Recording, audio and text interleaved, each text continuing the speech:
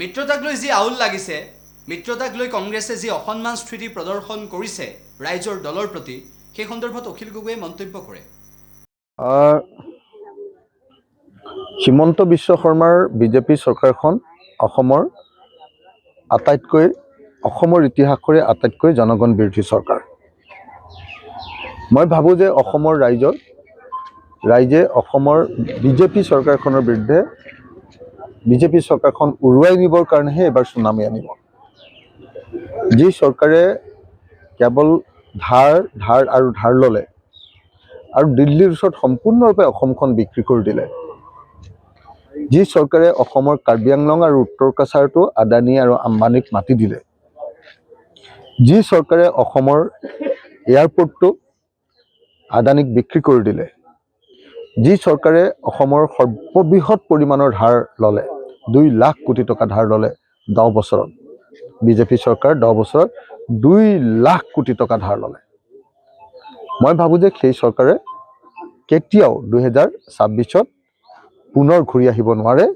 এই চৰকাৰক উৰুৱাই নিবৰ কাৰণে অসমত চুনামি আহিব। মানুহে সময়লৈ মাত্ৰ অপেক্ষা কৰি আছে। অসমৰ মুখ্যমন্ত্ৰীয়ে যি জনজাগৰণ যাত্ৰা পাতিছে, কি নাম কৈছে নামটো, তেওঁলোকৰ আশীৰ্বাদ যাত্ৰা, সেই আশীৰ্বাদ যাত্ৰাত অকল হিতাধিকাৰীবিলাকক নিমন্ত্ৰণ কৰি অনা হৈছে। হিতাধিকাৰীক নিমন্ত্ৰণ কৰি আনি ফিটিং কেইগৰাকীমান মহিলাৰ জৰিয়তে তেওঁ নাটকৰ সৃষ্টি কৰি তেওঁ যদি ভাবিছে যে অসমত বিৰোধী পক্ষক তেওঁলোকে ধৰাশায়ী কৰিব পাৰিব, মই ভাবোঁ যে সেইটো কেতিয়াও শুদ্ধ নহয়। সেইকাৰণে মই এই মুহূৰ্তত অসমৰ জনগণ বিৰোধী হিমন্ত বিশ্ব শৰ্মা চৰকাৰখনৰ বিৰুদ্ধে সকলোকে ওলাই আহিবৰ কাৰণে আৰু বিজেপি চৰকাৰখনক এবাৰ প্ৰতিহত কৰিবৰ কাৰণে আহ্বান জনাইছোঁ। 31ৰ কাৰণে হিমন্ত বিশ্ব শৰ্মাই নিজে চিন্তা কৰিম বুলি আচলতে কৈছে। ভাবিছে যে 26ত নহ'ব।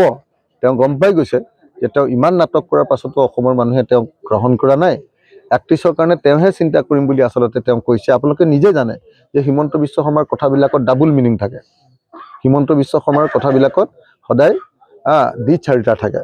মই একদম নিশ্চিত হৈ থাকক আপোনালোকে যে 2026 চনৰ বিধানসভা নিৰ্বাচনত অসমৰ ৰাইজে হিমন্ত বিশ্ব শৰ্মাক এবাৰ ব্ৰহ্মপুত্ৰত দলিয়াই পেলাব। ভৱেন মোহনে কালি পদত্যাগ কৰিছে, নিৰ্দলীয় প্ৰাৰ্থীত অৱতীৰ্ণ হ'ব। আৰু এটা কথা জানিব পাৰিছোঁ যে কংগ্ৰেছেও প্ৰাৰ্থী দিব এবাৰ শিৱসাগৰত, কিবা প্ৰভাৱ পেলাব নেকি? শিৱসাগৰবাসীহে সিদ্ধান্ত গ্ৰহণ কৰিব। শিৱসাগৰবাসীয়ে যদি মোক MLA হিচাপে ভাল পাইছে তেতিয়াহ'লে জিকাব। পৃথিৱীৰ বেলেগ যোন কোনো মানুহ আহিলেও নহ'ব তেতিয়া। আৰু যদি মোক MLA হিচাপে বেয়া পাইছে তেতিয়াহ'লে মোক হৰুৱাব। গতিকে সিদ্ধান্তটো ৰাইজৰ সিদ্ধান্তৰ ওপৰত আমি কোনেও একো ক'ব নোৱাৰোঁ। মই আশা কৰিম যে ৰাইজে নিজে বিবেচনা কৰি যাক শিৱসাগৰৰ বিধায়ক পাতিব খোজে তাকে পাতিব।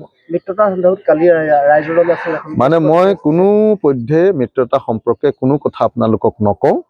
মই যিদিনাই কংগ্ৰেছে বেলেগ দলবিলাকক লগত লৈ অকলে মিত্ৰতাৰ মিটিং পাতিলে আৰু আমাক সেই মিত্ৰতাৰ মিটিঙৰ পৰা আঁতৰাই ৰাখিলে আৰু নিজে 42জনীয়া তালিকা প্ৰকাশ কৰি দিলে, সেইদিনাৰ পাছৰ পৰা মই মিত্ৰতাৰ কথা এদিনো কোৱা নাই আৰু মিত্ৰতাৰ কাৰণে মই লাগিও থকা নাই। মই সেইটো বিষয়ে কাহানি বাই এৰি দিছোঁ। যে আজি এটা কৈ কালি এটা কোৱা মানুহৰ লগত মই এইবিলাক লাগি থাকিব নোৱাৰোঁ। মই অন্তত পক্ষে ৰাইজৰ দলৰ সভাপতি হিচাপে ব্যক্তিগতভাৱে মই এই কামটোত এতিয়া জড়িত হৈ থকা নাই। বাকী যদি কিবা আপোনালোকে সুধিবলগীয়া আছে তেতিয়াহ'লে আমাৰ দলক সুধি ল'ব পাৰিব, বেলেগ নেতাবিলাকক সুধি ল'ব পাৰিব। মোৰ মিত্ৰতা সম্পৰ্কে একোৱে ক'বলগীয়া নাই। Thank U.